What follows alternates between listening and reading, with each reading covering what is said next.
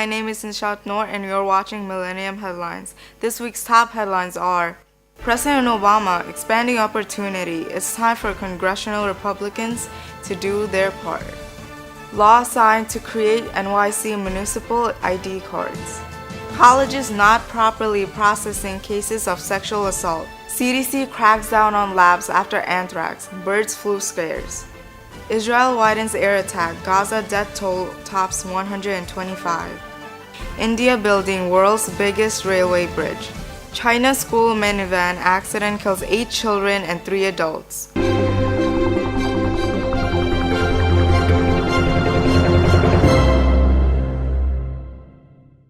Now the details on this week's top headlines. President Obama recapped his visits with the folks who have written him letters about their own American stories, their success and struggles. Hi, everybody. This week I spent some time in Colorado and Texas talking with people about what's going on in their lives. One of them was Elizabeth Cooper, who'll be a college junior this fall. She wrote to tell me something I hear often: how hard it is for middle-class families like hers to afford college.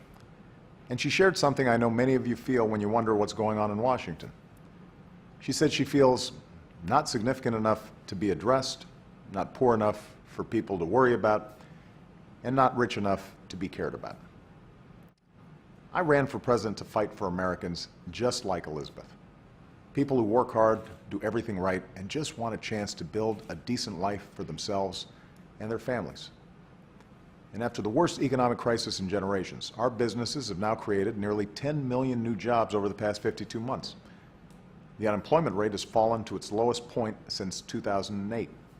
By almost every measure, our economy is better off than it was 5 years ago.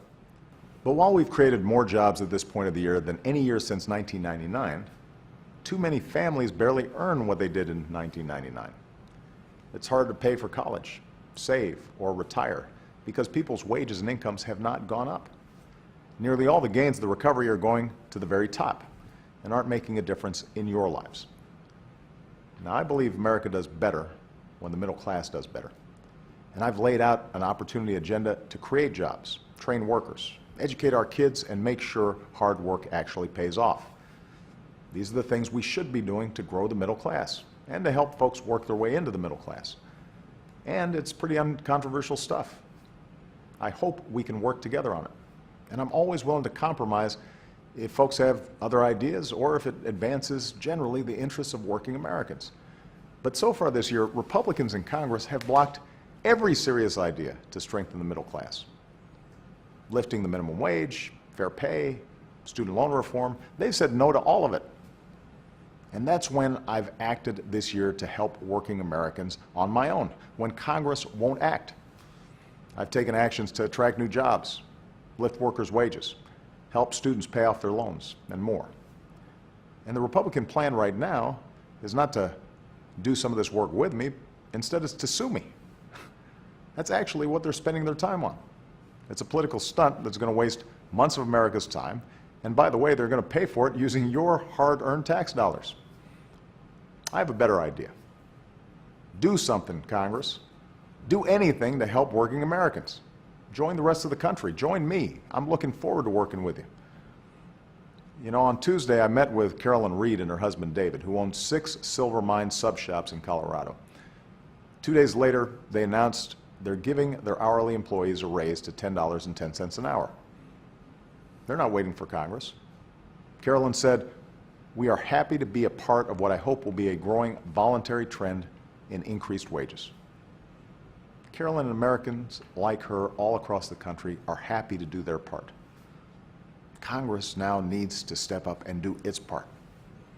And next week I'll travel to a couple of job sites to talk about how Democrats and Republicans can work together to grow the economy and protect nearly 700,000 jobs by passing a highway bill by the end of the summer.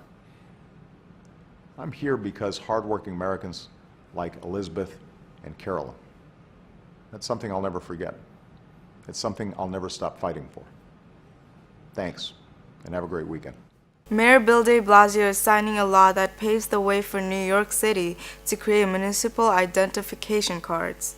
There are almost 500,000 of our fellow New Yorkers who are here who happen to not be undocumented. For them, an ID has not been a possibility, and that's hindered their everyday life. So we know that there are, of course, a number of people who do have an ID. But for those who don't, they live a different life, and they don't have access to some of the things that are so important. We're working very intensely on the rollout of this card. We will introduce it for January, this coming January. For the first year, the card will be free. It'll be easy to enroll. The city will establish walk-in enrollment centers in all 5 boroughs, but the applicants will not be asked about immigrant status. The card will be available to all, but we will not be asking about immigration status, and the application materials will be destroyed no later than 2 years after submitted.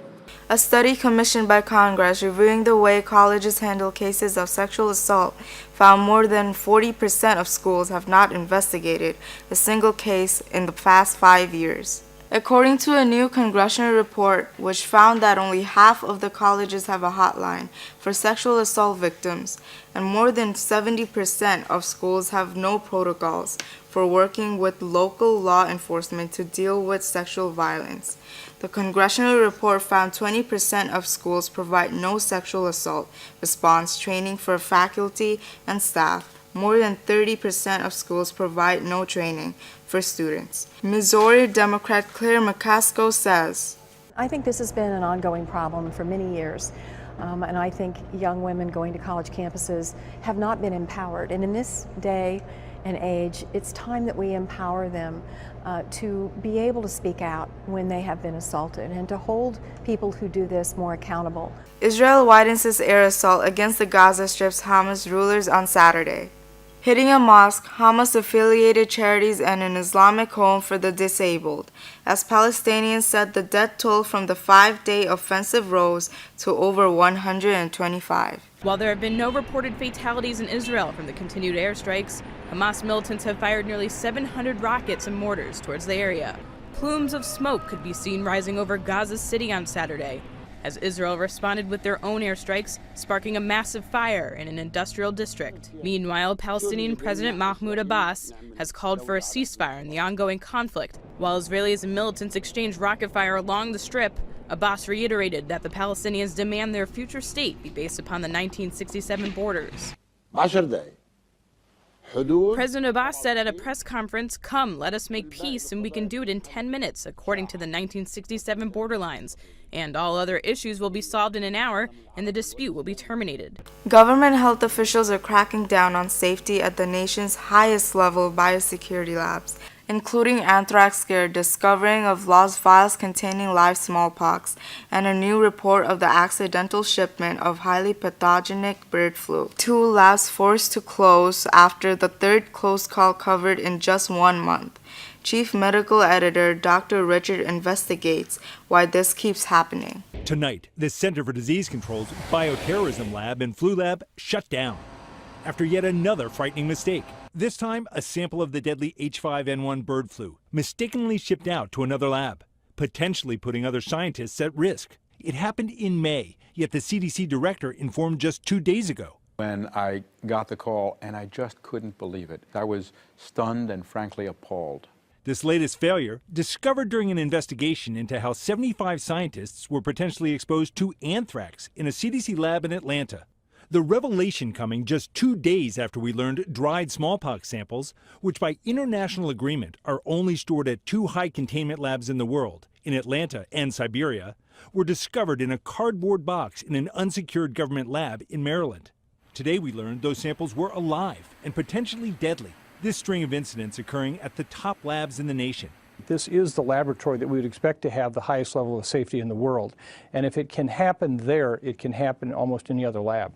Tonight we asked the head of the CDC what went wrong. Is there a cavalier attitude in the laboratories? I mean, 2 laboratories that basically were not following the rules in terms of handling dangerous germs. We clearly need to improve the culture of safety and make sure that's there in every single one of CDC's labs. These incidents are a wake-up call.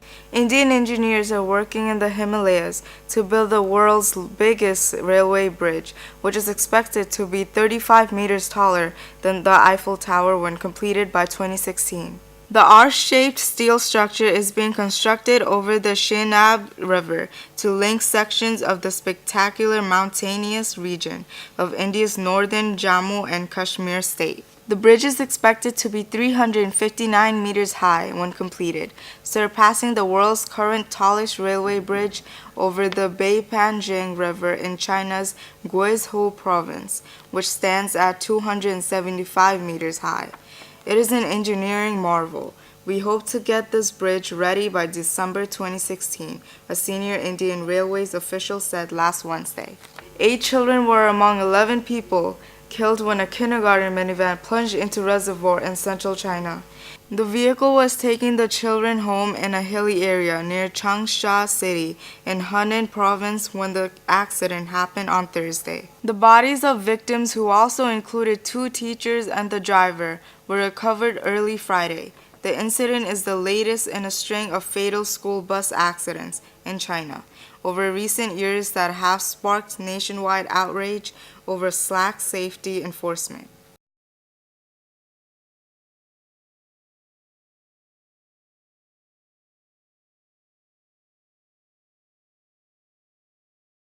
Thank you for watching Millennium Headlines. We'll see you next week.